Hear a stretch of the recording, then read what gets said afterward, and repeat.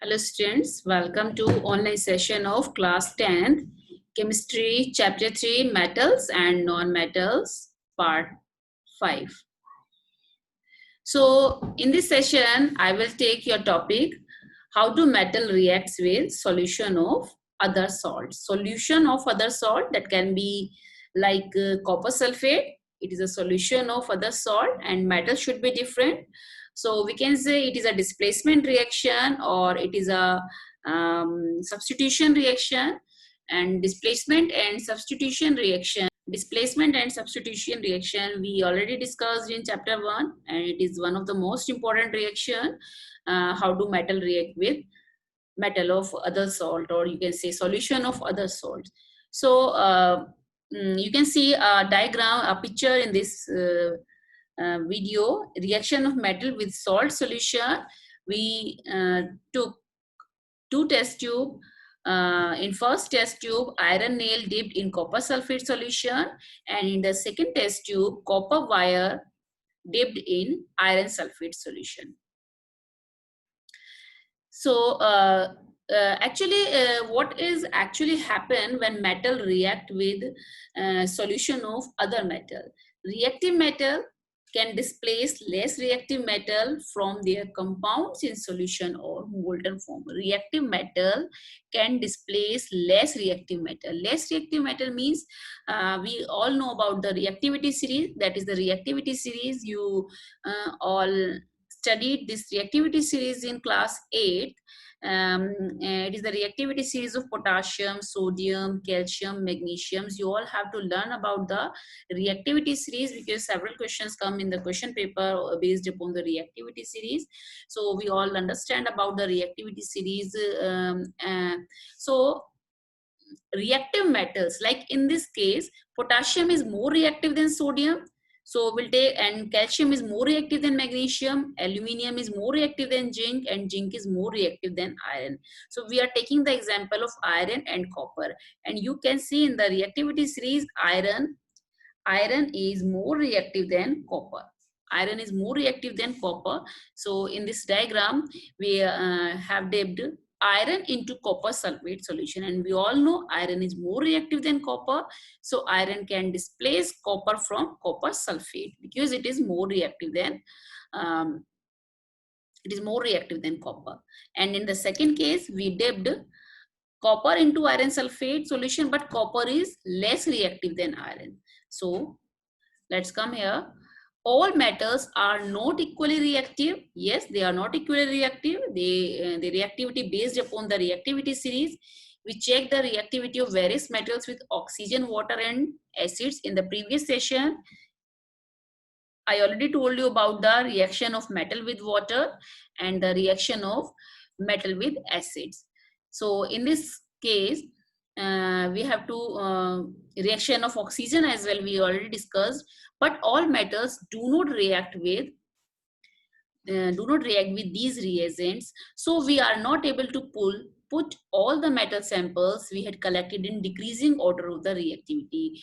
In the previous session, we make a reactivity series based upon the reaction of metal with acid, with water, and arrange the metals in the decreasing order of the reactivity. And displacement reaction or substitution reaction, we already studied in chapter 1, give better evidence about the reactivity of metals. So it is a simple and easy. If metal A displaces metal B from its solution, metal A, like in this case, which one is metal A? Metal A is like we dipped iron into copper sulfate solution. So iron is metal A, and salt solution of B, that means metal B is copper and the solution is copper sulfate. So we have dipped iron into copper sulfate. Then you can get very easily iron sulfate, salt solution of A. A is the metal. So like here is iron sulfate plus copper. Copper can displace. So it is the reactivity series which we all have to learn. If you have not learned about the reactivity series, because it is very, very important. Now, the next and the important topic is how do metals and non-metals react? Like metal, we all know sodium, potassium, calcium. magnesium, they all are metal. And non-metals, we can take oxygen, we can take carbon, and we can take any halogen like chlorine, fluorine, bromine. So now we have to understand the reaction of metal with non-metals. And for this, we learned that noble gases which have a capability, which have a completely filled valence shell. Valence shell is the outermost shell. Valence shell is the outermost shell of an element. And what about the noble gases? Noble gases, or you can say inert gases, or the zero group, helium. Helium is the helium, neon, argon, krypton, xenon, radon. They all are non-noble metals. They all are noble metals, and they have completely filled valence shell. Means there is completely filled valence shell. As in ninth class, I have told about the valence shell, about the 2n square rule, about the electronic configuration. Show little chemical activity. Little chemical activity. Some of the noble gases may compound with halogen like xenon, but most of them will not make any compound with any non-metal. We therefore explain the reactivity of elements as a tendency to attain a completely filled valence shell. Reactivity means every element tend to complete its valence shell, to complete its octet, and that is octet rule. To complete its octet or complete 8 electrons in the outermost shell, every element. So reactivity is based upon the tendency to attain completely filled valence shell. How can it complete its valence shell? By gaining electron or by losing electron, it can complete its valence shell, its outermost shell, outermost valence shell. So now we have to learn about how can any element can gain electron or can lose electron. So here are the electronic configuration of some elements like noble gases, metals, and non-metals. Noble gases, I already told you: helium, neon, argon. Metals: sodium, magnesium, aluminium, potassium, calcium. Here are the some non-metals: nitrogen, oxygen, fluorine, phosphorus, sulfur, and chlorine. So here are the atomic number of all the noble gases, metals, and non-metals. Now the number of electrons in shells, and how can we fill the number of electrons in a particular shell or particular orbit? By the 2n square rule. We all are aware about the 2n square rule, 2n square rule.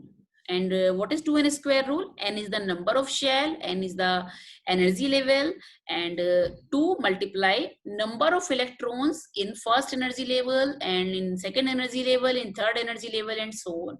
Like in case of helium, it is the filling of electrons. You all studied about the how can we fill the electrons in a particular orbit. By the 2n square rule, we fill the number of electrons in a particular shell. And now you can find out that in case of potassium, number of valence electron 1, in case of calcium, number of valence electron 2, in case of noble gases 2 complete, 8 octet complete, in case in this case as well, 8 valence electrons. So they have almost zero reactivity. And what about the metals like sodium 1 valence electron, magnesium 2 valence electron, aluminium 3, potassium 1, calcium 2. And what about noble gases? 5, outermost shell. It is outermost shell. So these are the valence electron. Now sodium atom has 1 electron in its outermost shell. Yes, sodium, it is the case of sodium. It has one electron in the outermost shell. Sodium has 1 electron in its outermost shell. If it loses the electron from its M shell, then its L shell now becomes the outermost shell. Yes. In case of sodium, now come to the sodium. If it loses 1 electron from the M shell, it is M shell. If it loses the 1 electron from the M shell, now the outermost shell is L shell. Yes.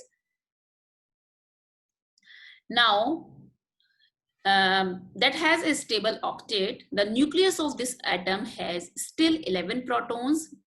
but the number of electrons has becomes 10 because it already loses one electron. Now the number of electrons becomes 10.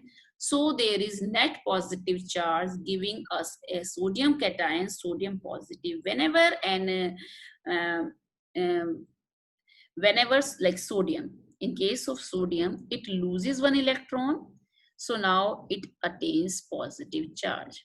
Because it loses one electron, the atomic number of sodium was 11. Now it is 10 because it loses one electron, right? On the other hand, chlorine has 7 electrons in its outermost shell. Yes, chlorine has sodium. I told you now sodium has 11. Now it is 10. What about chlorine? We all know about the atomic number of chlorine is 17.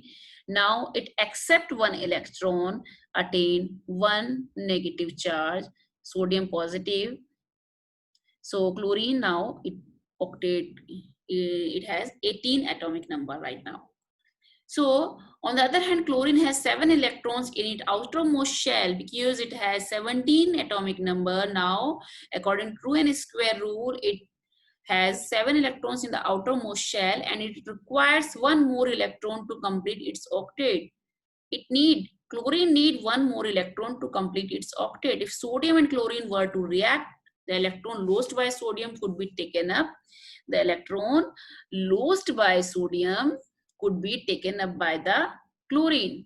So the electron which loses by the sodium, now it is accepted by the chlorine. After gaining an electron, the chlorine atom gets a unit negative charge because its nucleus has 17 protons and there are 18 electrons in its K and L and L shell. So chloride is anion. So both these elements can have give and take relation between them as follows. So what I told you, sodium, you understand about sodium? Sodium 10 electrons attains positive charge. Chlorine attains negative charge. So sodium need one electron to lose and chlorine need one electron to accept its electron. So sodium and chlorine. So there is a relation between sodium and chlorine and they will form sodium chloride by gaining or by losing electron. Now it is sodium chloride. So there is a relation. So both these elements can have give and take relationship. By giving electron, it will attain positive charge forming cation, and by losing electron, it will attain positive charge forming cation. So like you can see here, sodium has 11 electrons, 11 atomic number by 2n square rule.